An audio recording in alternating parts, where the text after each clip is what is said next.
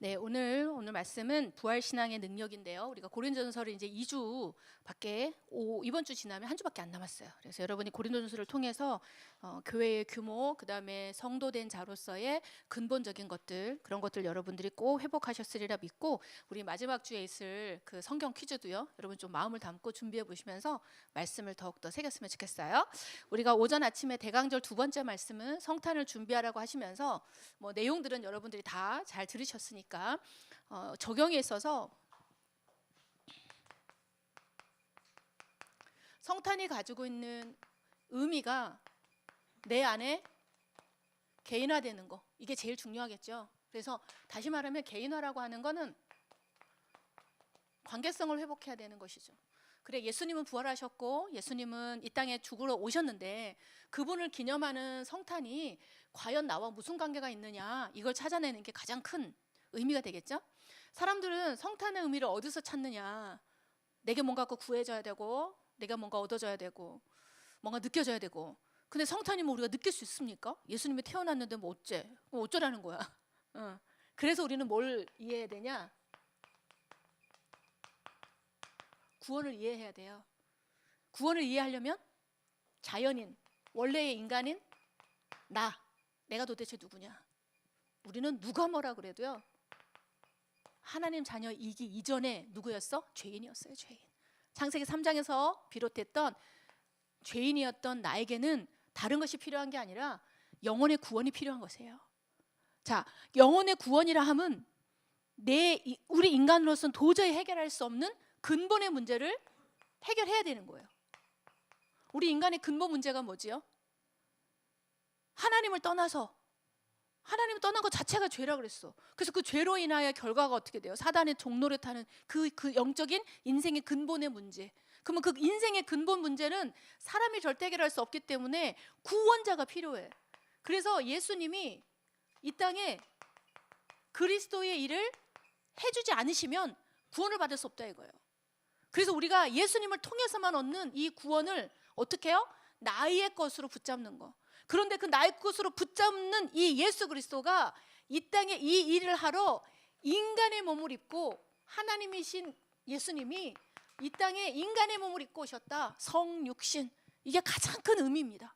그래서 이 인간의 몸을 입고 오신, 낮고 천한 인간의 몸을 입고 오신 예수님이 우리를 구원하시기 위해 오셨는데, 나는 그럼 뭐 해야 돼요? 그분을 어떠한 분으로 알아야 돼? 하나님 만나는 길로, 나의 모든 죄를 대속하실 유일한 분으로, 사단의 모든 악한 저주와 흑암의 세력으로부터 자유케 하는 자로, 나의 그리스도로. 이것이 우리에게 가장 큰 의미가 되어지고, 이것을 알고 성탄을 맞이해야 되는 것이죠. 그래서 오늘 저와 여러분들이 붙잡아야 될 이 성탄은 어떤 거예요? 나의 모든 죄와 저주와 사단의 문제로부터 완전히 해방받은 구원의 감사와 축복의 시작이다라고 보시면 되는 거죠. 그래서 하나님이 이 땅에 오셔서 나를 위하여, 하나님이 이 땅에 나를 위하여 죽어주셨고, 나를 위하여 다시 사시며, 나를 위하여 어떻게 해요? 죄와 죽음의 길에서 나를 돌이키셨구나. 그래서 나를 결국에는 뭐예요? 하나님이신 그분이 나를 위하여 오셔서 나를 구원하신, 그래서 나는 뭐가 되었어요? 하나님의 자녀가 됨을 감사하는 거예요. 감사. 우리의 감사는 이것입니다. 그래서 성탄날은 왜 기쁜 줄도 모르고 막 기쁘고 다니는 그런 사람들을, 루돌프에 빠져있는 사람들이 그 정도의 우리 수준은 아니지만, 내 어떤 정서적인 거나 내 마음이 뭐에 따라가요? 육신의 것, 분위기에 따라가고. 그래서 성탄은 막 즐거워야 돼? 아니면 오히려 성탄을 생각하는 우리는 깊은 은혜 속에 들어가야 되는 거지. 그래서 찬양을 할 때에도 왜 기쁘다 구주 오셨네 만 백성 맞으라. 만 백성이 반드시 만나야 될 그분이 이 땅에 오셨어. 그래서 기쁘다 라고 외치는 거예요. 그래서 성탄에 대한 본질을 여러분 꼭 회복하시고, 이것을 어떻게 해야 돼요? 전달하는 데 의미가 더 있는 거예요. 이제 우리는 더 이상 받을 게 없잖아. 그럼 뭘 받아야 돼? 여러분 기도할 때 뭘 구합니까? 하나님 나라와 하나님의 영광을 위해서 구하는 거죠. 그러면 성탄을 맞이하여 우리의 기도도 기쁨과 감사함으로, 이 기쁨의 소식을 전달할 마음으로, 그렇게 우리가 성탄을 하나님 앞에 준비하면 좋겠습니다. 우리가 이제 고린도서 15장을 갑니다. 여러분 고린도서 15장은요 부활장이라고도 해. 그래서 부활의 그 이 능력, 부활 신앙은요 너무너무 큰 능력을 갖고 있어. 우리가 지금 읽은 건 고린도서 15장 20절이지만 전체를 읽어보세요. 쉽지는 않아요. 좀 까다로워. 그래서 현대인의 성경을 좀 읽으면 좋을 것 같아. 좀 쉽게 된 걸로. 그런데 부활 신앙의 능력을 체험하기 전에 우리가 먼저 중력의 생각이, 기독교의 핵심 사상 있지. 기독교의 핵심은 뭐지요? 기독교의 핵심. 오늘 제가 부활이라고 표현했지만 부활 이전에 반드시 있어야 되는 게 뭐예요? 십자가 사건. 그리고 십자가 사건 이전에 예수님의 탄생이 있는 거죠. 그래서 기독교는 그리스도의 나심이고 그리스도의 죽으심이고 그리스도의 다시 사심, 이걸로 끝나는 거예요, 기독교는. 근데 이걸 우리가 어떻게? 믿음으로, 나의 것으로 붙잡는 거죠. 여러분, 이 모든 사실이 믿어지십니까? 예수님이 여러분을 위해서 오심도, 여러분이 예수님이 여러분을 위해서 죽어주심도, 그리고 그분은 3일 만에 부활하심도 정말 믿습니까? 이것이 우리 믿음의 핵심이에요, 핵심. 다른 어떤 것도 흔들리게 할 수 없어. 이 믿음 속에 우리 모든 것이 세워져 가는 거예요. 이게 기본이고 핵심이고 사실 모든 거예요. 다예요, 다. 그런데 이 부활에 대해서 고린도 성도들이 믿지 않았어요. 거기에는 여러 가지 신학적인 거, 철학적인 배경이 있어. 고린도 교회 여러 고린도 지역에 창궐하고 있었던 너무도 많은 신앙의 사상들, 헬라 철학 문학들, 또 유대인들의 사두개파라고 하는 종파에 의해서 예수님의 신성을 부인해. 그리고 하나님의 역사하시는 성령의 역사와 부활의 사건과 영의 사건, 이런 것들에 대해서 부인해. 그리고 이들의 헬라 철학에는 이원론에 어떤 생각을 하냐면 영은 굉장히 선하고 고귀해. 그리고 육신은 너무너무 유약하고 능력이 없어. 그래서 어떻게 죽은 육신이 다시 살아난 육신이 능력이 있느냐, 이렇게 얘기하는 거죠. 그래서 부활은 있을 수 없다. 그리고 또 그때 당시에는 예수님의 십자가 사건 이후에 예수님이 다시 부활한 게 아니라 시체가 도난당했다, 이런 소문도 막 돌았어. 그래서 이 부활을 실제적인 사건이 아니라 너희들이 그렇게 믿고 있잖아, 여러분은 신념이야, 그냥 영적 사건이야, 그렇게만 생각하고 있었던 거예요. 지금도 자유주의 신학자들은요 부활이나 창조의 사건을 뭘로 보지요? 실제 사건이 아니라 그냥 믿음의 관념과 믿음의 어떻게 해요? 이상향 정도, 그렇게만 생각하고 있어요. 하나님이 이 땅에 정말로 땅의 모든 만물을 만드셨고요, 홍해도 가르셨고요, 만나도 보내주셨어요. 그건 실제 사건이에요. 아멘입니까? 여러분, 이 믿음이 없으면 이 성경을 읽을 수가 없어. 성경이 얼마나 허무맹랑한데 그걸 믿음이 없이 바라보면, 여러분 도대체 성경을 무슨 눈으로 봅니까? 믿음의 눈으로 보는 거야. 김경선 목사님이 전하는 그 말이 아니라, 여러분이 왜 말씀을 안 읽는 줄 알아? 안 믿으니까. 성경을 안 믿으니까. 사건에 대한 믿음뿐만 아니라 이 말씀이 진정으로 살아서 역사하시는 능력이 있음을 믿지 못하기 때문에 성경을 안 보는 거야. 말씀을 보면 힘이 나고 영적인 이 작용을 내가 정말 실제로 느낀다면 말씀을 찾아가야죠. 여러분이 왜 예배를 안 드릴까요? 예배 속의 역사는 성령을 체험하지 못했기 때문이지요. 하나님은 지금도 역사하고 계세요. 하나님은 지금도 여러분의 마음을 위로하시고 여러분의 모든 생각을 주장하시고요, 여러분에게 가야 할 그 길도 하나님 인도하시는 거예요. 그런데 우리가 왜 갈등하고 그러느냐? 내 생각이 더 강해. 근데 그 생각이 하나님 나라를 위해서 하는 게 아니라 뭐죠? 육신의 거. 내가 힘들어요, 나 돈 있고 싶어요, 나 좀 잘 나가고 싶어요, 내 몸이 아파요. 근데 하나님은 그 모든 사건과 문제 속에 물음을 주신다니까. 하나님으로, 그리스도로 결론을 내리기를 원하신다고요. 그래서 그런 걸 다 주시는 거예요. 부활 사건도 그런 관점으로 봐야 돼. 부활은 당연히 있는데 내게 왜 믿어지지 않지? 거기서 시작돼야지. 부활이 있을까 없을까로 시작되면 안 된다는 거야. 그게 기독교의 중요한 믿음의 본질. 뭐 날고기고 뭐 자유 방종 중요하지 않아요. 믿음 없으면, 믿음이 있는데 방종이다, 그럼 그 사람 다시 돌아올 희망이라도 있어. 근데 믿음이 없는데 거룩해, 그 사람 율법으로 빠지는 거야. 행위가 강조될 거니까. 여러분, 다시 묻습니다. 구원은 행위로 받는 겁니까? 믿음으로 받는 겁니까? 믿음으로 받는 거야. 그러면 그 믿음의 질이 있나? 아니, 없어. 단 한 가지만 믿으면 돼. 예수가 나를 위하여 오신 그리스도시다, 이것만 믿으면 구원받는 거야. 아멘? 그런데 부활이 왜 중요하냐?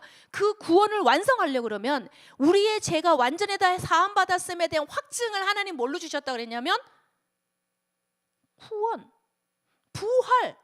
부활이 어떻게 구원의 완성을 의미하는 거예요. 예수님 만약에 십자가 지셔서 십자가 사건에서만 끝났어. 그럼 우리 인간과 다를 게 하나도 없어. 모든 것은 다 이기셨는데 사망 하나쯤은 못 이기셨다. 이게 되는 거야. 그러나 이 구약으로부터 계속 예언되어진 말씀 뭐라고 말씀하시죠? 사망 권세를 이기시고 죽음을 이기시고 죽은 자로부터 첫 열매가 되셔서 사셨다. 그래서 살아나셨다. 신약에까지 완성해 버리셨단 말이지. 그래서 우리는 그 사시는 하나님을 믿는 거예요. 아멘. 그래서 기독교는요, 살아있는 종교예요. 죽어 있지 않아. 오늘도 여러분 안에 하나님 살아 계십니까? 여러분과 일하고 계십니까? 여러분과 시시각각으로 소통하고 있습니까?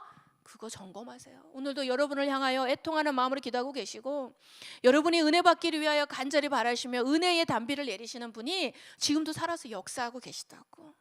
그게 부활신앙을 가진 사람이 가진 믿음인 거예요. 산 소망 속에 있는 거, 그게 부활신앙이에요.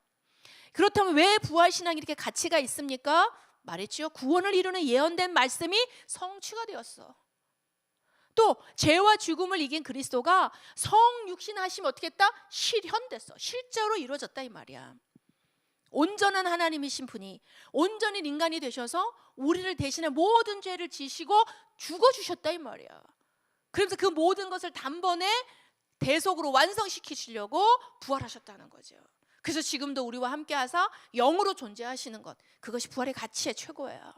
그런데 그 부활은 오늘 3절부터 8절에 읽어보시면 게바에게도 나타나시고 12제자들이 나시고 500여 명이 보는 건데 모든 사도와 바울까지도 체험했어. 예수님의 부활은 실제적 사건이다 이 말이야. 죄의 문제를 해결할 대속의 증명이다. 17절에 보십시오. 그리스도께서 다시 살아나신 일이 없으면 너희의 믿음도 헛되고 너희가 여전히 죄 가운데 있을 것이다. 이 죄는 예수님의 부활로 인하여 완성된 거야. 완전히 해결받은 거라는 거지. 원죄의 이 문제는 그리스도만 해결할 수 있는 거예요. 원죄가 뭐지요? 나와 상관은 없으나 인간임은 인간인 것으로 인하여 온 그 문제, 내가 아무리 노력해도 해결할 수 없는 그 문제, 그 문제 누가 해결할 수 있어? 사람은 해결할 수 없어.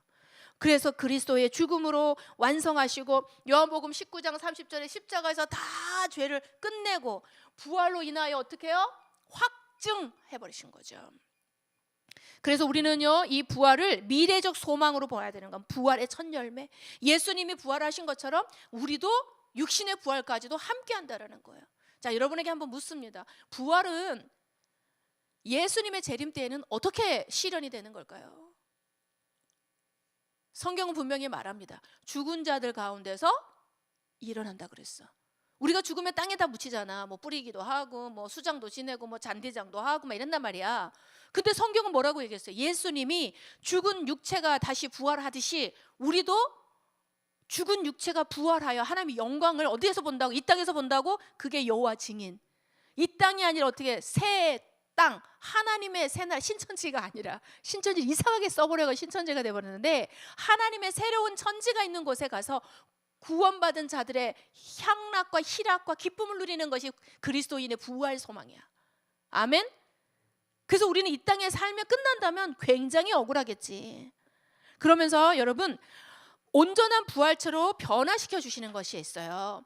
누가복음 24장 16절에 보면 예수님이 부활하신 이후에 엠마오로 가는 두 제자를 만나죠. 엠마오로 가는 두 제자가 만났을 때 예수님 알아보았을까? 찾아보십시오. 누가복음 24장 16절 빨리 찾아보세요. 찾으신 분이 한번 큰 소리 읽어주십시오. 누가복음 24장 16절.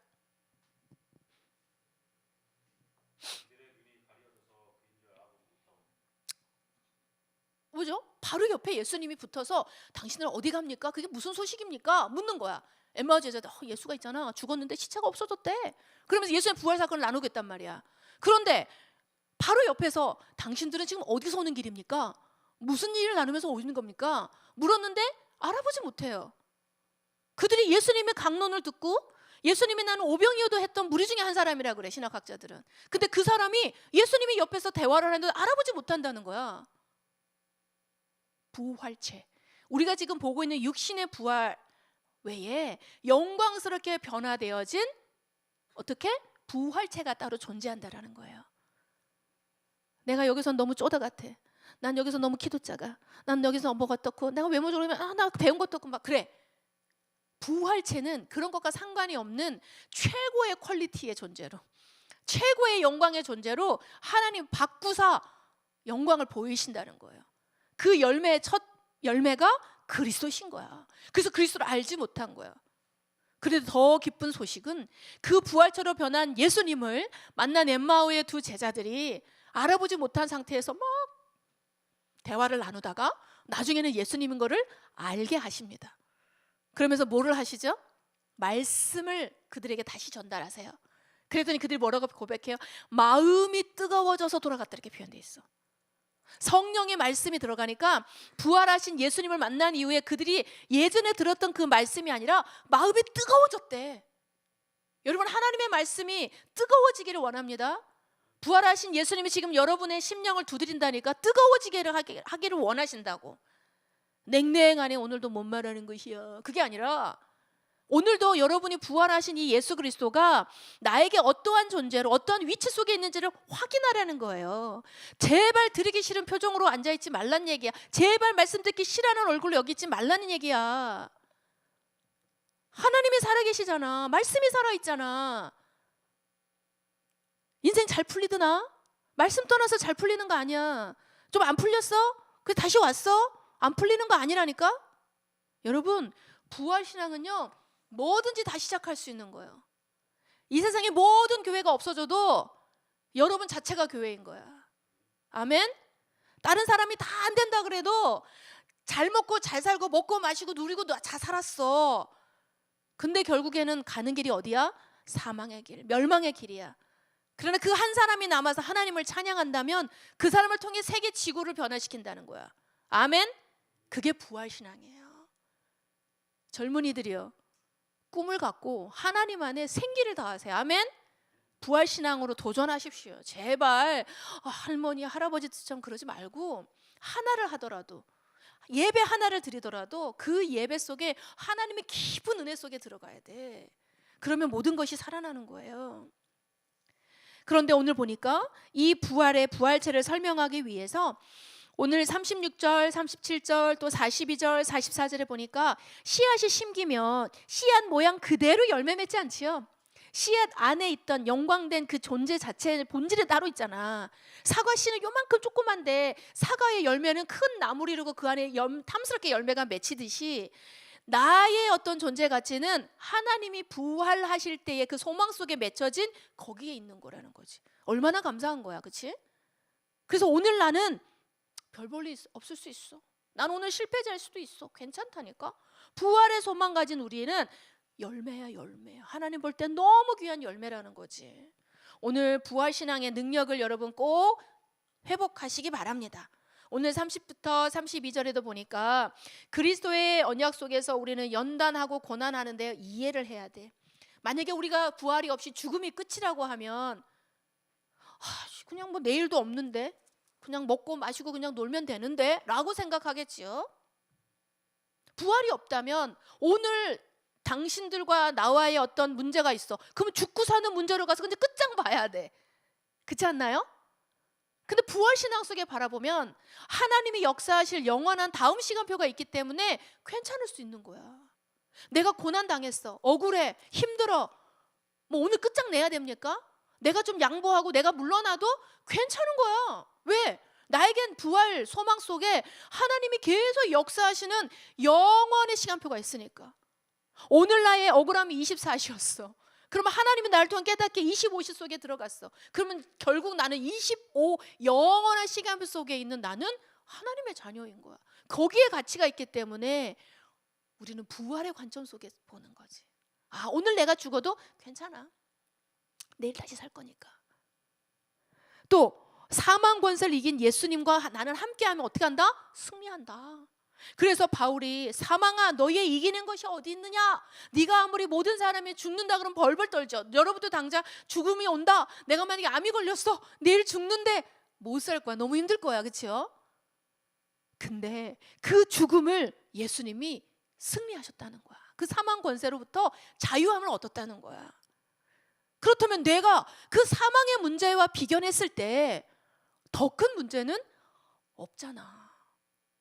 그래서 우리는 그 사망 권세를 이기신 예수님의 그 권세를 힘입은 자녀이므로 그 사망을 향하여 담대하게 도전할 수가 있는 거지. 죽으면 죽으리라. 에스더가 어떻게 그 목숨을 건 도전을 할 수 있었냐는 거죠. 부활하시나, 나와 함께 하시는, 죽지 않으시는 그 하나님이 지금 예수 그리스도가 나와 함께 하신다는 거죠. 그래서 58절에 우리에게 뭐라고 권면하고 있습니까?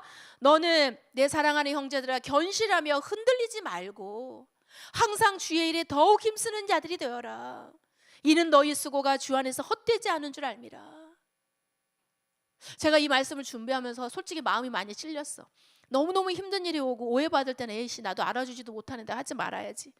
근데 하나님이 주 안에 헛된 것이 없대. 내가 주를 위하여 양보하면 양보할수록 하나님이 나에게 주실 것을 내가 믿다면 내가 무슨 도전을 못하리. 여러분 하나님 앞에서 기도해 보세요. 목사님 중요한 기도 제목을 가지고 기도를 하는데 하나님 제가 무엇을 위하여 이걸 결정하는 겁니까? 라고 기도했거든. 그냥 내가 육신을 생각하고 뭐 그렇다 그러면 그냥 하면 돼. 변화되지 않아도 돼. 도전하지 않아도 돼. 새로운 땅을 개척하지 않아도 된다니까. 근데 내가 하나님 주신 은혜 속에서 나를 계속 단련하면서 이 정도라는 게 있잖아. 이거여야 되는 거. 하나님 앞에 내가 응답받는 김경선으로 절대 흔들리지 않아야 되는 내가 사는 그 통로가 있잖아. 영적 자존심. 인간의 자존심은 얼마든지 죽어도 돼. 근데 영적 자존심은 무너지면 안 되는 거거든. 맞습니까? 여러분 영적 자존심을 딱 챙기십시오. 누가 뭐라 해도 난 이걸 지키리라. 난 무슨 일이 있어도 복음을 전하는 전도자. 세상 사람들이 나를 알아주지 않고 교회가 나를 오해해도 나는 현장에서 복음 전하는 전도자. 목사님은 현장에서 후대 살리는 전도자. 그게 목사님의 절대 자존심이에요. 근데 그것이 안 된다 그러면은 언제든지 자존심을 버려서 가야지. 저와 여러분들 어디를 가야 될까? 현장 살리러 가야 돼. 예배 속에서 은혜 받고 힘을 얻었어. 그럼 어디로 가야 돼? 막 영적 싸움 하느라고 막 여기서 제발 싸우지 말고 현장 가서 영혼 살리세요. 학교 가고 직장 가고. 우리가 다락방 안 하니까 진짜 말씀 운동 없어져 버렸어. 우선 그거 다시 하고 싶어. 여러분 일주일에 한 번도 하나님 말씀을 묵상하지 않은데 괜찮다? 영접 다시 해야 될 것 같아. 매일 영접하십시오. 나 하나님 자녀 맞구나. 나 하나님의 말씀 없으면 못 살겠구나. 나 그럼 어떻게 돼? 답이 금방 나와. 내가 하나님 자녀가 맞잖아. 내가 지금 너무도 어려운 속에 내가 하나님의 이 믿음의 신앙의 절개를 지켰어. 무엇 때문이라는 거야 도대체. 우리 지혜가 요즘 조금 힘들어. 그지? 아침에 왔는데 너무 피곤해. 어제 밤늦게까지 일하거든. 근데 그 일을 도대체 왜 하는지 물어야 되는 거야. 내가 하나님 안에서 이유를 못 찾으면 진짜 주 안에 있는데도 개같이 고생하는 거야. 미안해. 거친 표현 써서. 정말 고생하는 거야. 근데 내가 하나님의 복음 안에서 이유를 찾고 하는 고생은 뭐가 돼? 감사가 되고 내게 뭐가 돼? 경력이 되고 나에게 뭐가 돼? 힘이 되는 거야. 그래서 뭔가 큰 걸 하기보다는 뭐가 뻑적지근한 이걸 하는 게 아니라 이유 있는 한 가지를 제대로 하면 돼.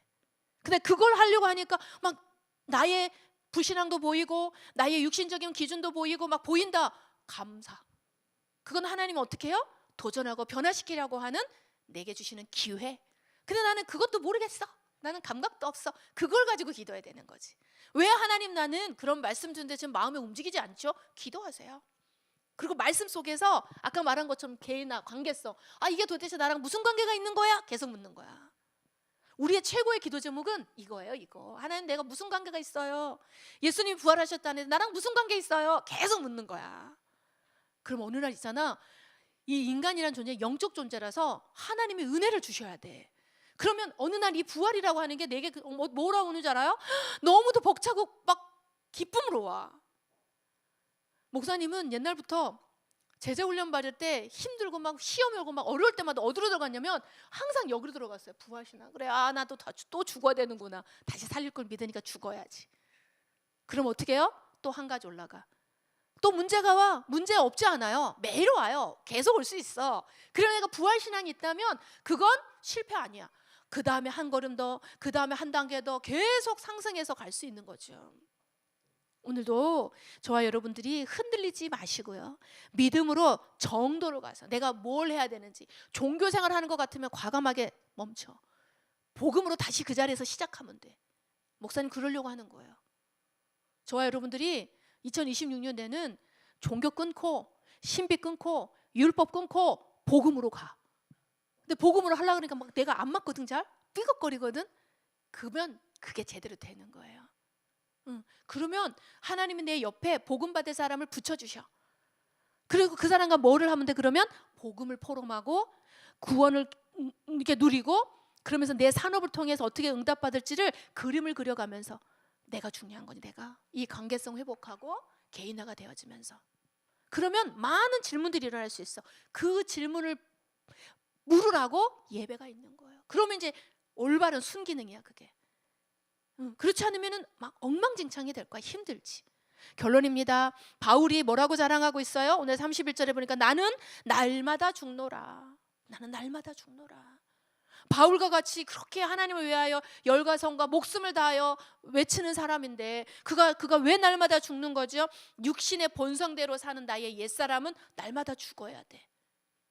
그런데 이제는 성령의 인도 속에서 새 사람으로 다시 사는, 항상 부활하는, 우리는 그러한 사람으로 살라는 얘기예요. 나를 죽여야 되는 게 뭔지 우리는 너무 잘 알고 있습니다. 그러나 하나님이 내게 부어주신, 창조의 영으로 부어주신, 나에게 주신 하나님의 것이 있어. 그거 찾으세요. 그것까지 죽이라고 하나님 하시지 않아. 왜? 그거를 활용하여 전도와 선교를 하실 거거든. 그래서 사실 목사님이요, 요 단어를 되게 많이 묵상했다.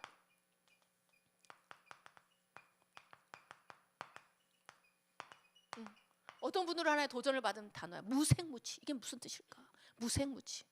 한자성어로 하면은 아무런 색깔도 없고 냄새도 내지 않는다는 거잖아. 근데 복음 안에 100% 순종은 무색무취일까요? 한번 여러분 묵상해 보십시오. 근데 하나님은 너희 속에 소망을 두어서 하나님 뜻을 이룬다 그랬거든. 그래서 누리미는 누리미대로, 정의는 정의대로, 세계는 세계대로 여러분이 각각 갖고 있는 색깔과 냄새를 사용하신단 말이야. 근데 왜 하나님은 언제 이 말을 하시는 걸까? 본성의 옛사람의 색깔을 죽이고 하나님이 주시는 새로운 색으로 색칠해야 되는 거예요. 제가 받은 은혜는 그래요. 그러면 여러분이 지금 하나님 앞에 챙겨야 될 이 아름다운 색깔은 뭘까? 렘넌트, 그루터기, 후대. 하나님의 복음 가진 사람은 어떤 색깔을 가져야 될까? 난 어떤 색깔일까? 하나님 앞에 찬양하고 있는 모습도 생각이 될 수 있고, 하나님을 향해 산업인의 꿈을 꿀 수도 있고, 그 모든 것이 다 여기에 들어가 있겠죠. 그런데 그 이전에 내 안에 본성의 색이 지워지고 성령으로 색을 입힐 수 있는, 그게 훈련이에요. 그게 영적 싸움이에요. 그게 날마다 죽어야 되는 비밀인 거지. 그래서 복음적인 이유, 영적 유익 속에서 내 자신의 자아와 싸워가는 영적인 싸움을 계속해 나가십시오. 그것을 위해서 훈련하시고 죄의 몸과 싸워서 영의 사람이 살 수 있기를. 그건 정말 행복한 과정이야. 막 그런 거 생각, 수도승의 그런 주 있잖아. 막 내 몸을 쳐가지고 말이야. 아무것도 하지 못하고, 옛날에 우리가 주일날 과자 하나 사 먹으면 지옥 가고, 기도 시간에 눈 뜨면 봉사되고, 막 그런 거 말고 복음 안에, 그치? 안전한 카테고리 안에서 누리는 자유 속에서 태어나게 된 나를 꿈꾸면 얼마나 행복한데.